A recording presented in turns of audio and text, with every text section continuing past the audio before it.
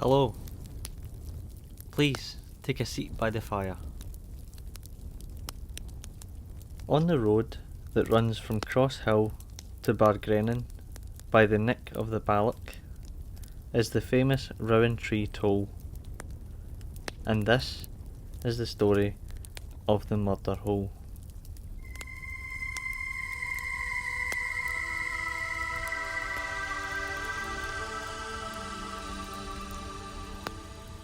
A young government officer was on his way from Wigton to Ayr. His horse had gone lame at Wigton, and it was urgent that he report back to Ayr as soon as possible. So he decided to take the road and walk the 50 miles. It would, he reckoned, take him a day and a half. With his official papers in a satchel on his back and his oilskin coat tied to it, he set out at a brisk walk. Unfortunately, he had been held up and didn't get away until just after midday, and it was evening as he walked the track towards the neck of the Balloch.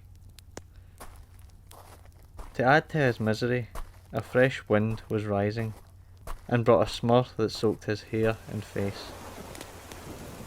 The occasional cold trickle down his back made him curse that he had not thought to bring his broad-brimmed hat. In the coming darkness, he could see a light that he presumed to be the Rowantree Toll Inn, a hostelry run by a widow and her 2 sons. He had stopped there briefly and had a great welcome. Perhaps he would take up the previous offer of a room, for the oncoming night had unnerved him, as the area had a reputation for people disappearing. Some said it was Kelpies, others said it was Bogles, and some the devil, looking for someone to boil in the kettles of hell. As a man of the Enlightenment, he did not believe in such superstition, but his old nursemaid's tale still worked their uncanny ways on the edges of his mind. He was quietly relieved when he arrived at the door, especially as the rain had thickened. He knocked and waited, but no one answered. He tried again, but still no answer. So he went to the window and peered through a crack in the shutter. Although he couldn't quite make out what was happening, it looked like someone was pushing a pile of clothes into a trunk. He went back to the door and tried again.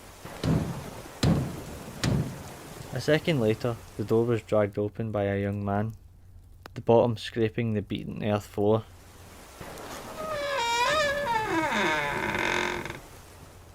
"Oh, it's yourself. Come away in. Sorry about that. We were just preparing a gate for supper," he said. He raised his arm to wipe his nose, a bloodied, long-bladed knife in his hand. The traveller entered in time to see the widow wipe up the last of the blood with a rag. Her other son was sitting on the chest, smiling. "Do you wish a room for the night?" she asked. "Aye, that would be grand," he said. "That'll be a shilling," she said.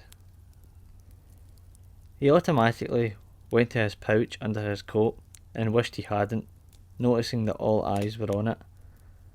"I'll get it in a minute after I warm myself at your ingle." He stepped up to the fire, his back to the innkeeper's, rubbed his hands, then opened his coat and withdrew a shilling from his pouch, then let the heat wash over him.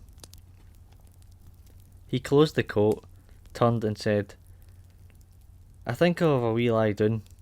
I've came a long way. Here's your shilling." The widow opened a recessed door into a small single-bedded room, handed him a lit candle on the way in. The sheets and blankets looked like they had seen a dozen previous guests, so he set the candle on the floor, pulled his coat about him, fell onto the bed and dropped off to sleep. A time later, he was woken by a bang on the front door and voices. He presumed correctly it was another traveller on the road. He slipped back into a doze, but was woken by the sound of a melee and a crash of chairs, a table upending, and a thump just outside the room. The lad turned on his side and looked towards the door, then noticed blood seeping underneath it. He was out of bed in an instant. Outside the door he heard whispers. What about the boy in the bedroom? He must have heard the stramash. Aye, we'll do away with him as well, and put them both in the hole. The lad turned and looked for an escape. The window was about a foot by a foot, and near impossible. He could go through the door and rush them, but with knives at the ready his chances were slim. First he took the chair and jammed it under the latch, removed his coat and opened the shutter. He was met by a cold blast. He tried to squeeze through, but the window frame stopped him. He quietly dragged the bed over, then kicked the frame with the heel of his right boot, again and again until it loosened. There was an attempt to open the door, so he redoubled his efforts and frantically kicked. The bottom section gave, so he pulled at the rest with his hands, finding superhuman strength in his fear. Cut and bleeding, he hauled it away as the door began to give. He threw himself into the aperture and fell head first onto the rain-sodded grass, losing a boot in the process. He headed in what he hoped was the right direction for the nick.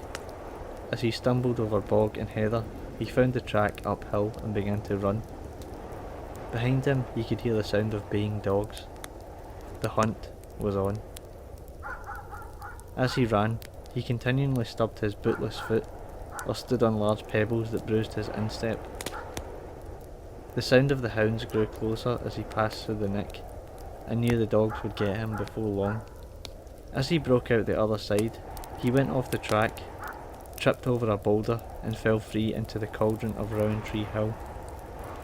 He was airborne for a moment before somersaulting down onto scree that battered and bruised every part of him. Eventually he stopped in a soft mound of grass. Above him he heard the hounds stop and go silent, then voices, which eventually receded. Aching in every joint and muscle, and bloodied and now growing cold with the constant rain, he drew in a deep resolve for justice and staggered down into the Stinchar Valley. He found his way to the farmstead at North Balloch and knocked on their door. He was given aid by the farmer and his wife, to whom he told his tale.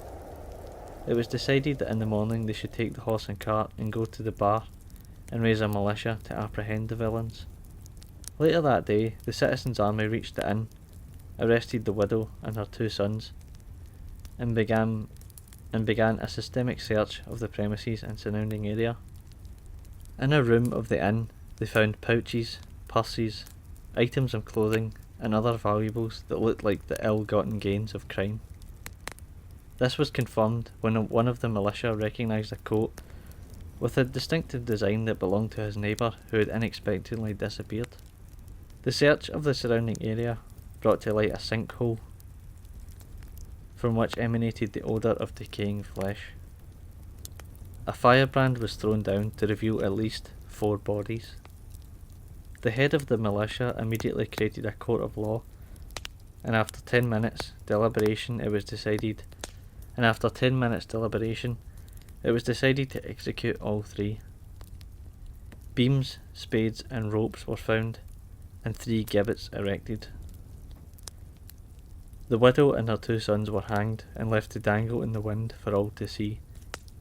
As there was a minister among the militia, a service was held at the murder hole. Then the site was part filled and marked by a large stone. The inn was then razed to the ground. The young government officer was locally hailed a hero, and a horse and trap supplied to take him on to Ayr.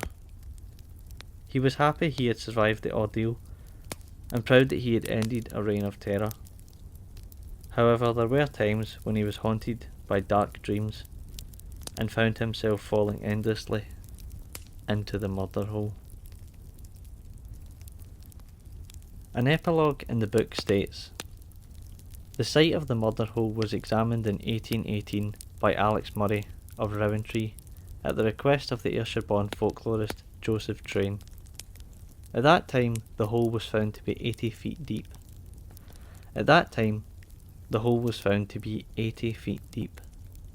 And author Tony Boning notes, as a Carrick family, we regularly cycled over the nick of the Balloch and past Rowantree Toll. This story was often told or referred to when we stopped for a break at the top of the nick.